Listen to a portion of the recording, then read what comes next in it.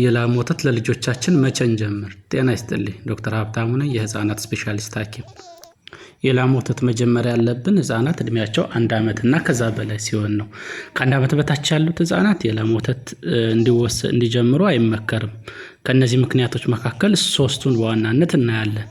አንደኛ የአይረን እጥረት ደም ማነስ ስለሚያስከትል፣ ምክንያቱም በላም ወተት ውስጥ ዝቅተኛ የሆነ አይረን ስላለ።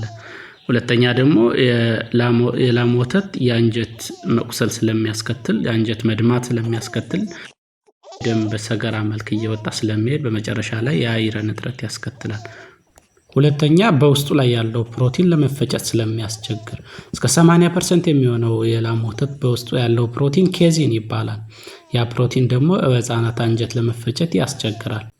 በመጨረሻም በላም ወተት ውስጥ ላይ ያለው ሶዲየም፣ ፖታሺየም እና ፕሮቲን ኮንተንት ከፍተኛ ስለሆነ ከኩላሊታቸው ላይ ጫና ስለሚያስከትል ከ1 ዓመት በታች ላሉት ህፃናት አይመከርም። እናመሰግናለን።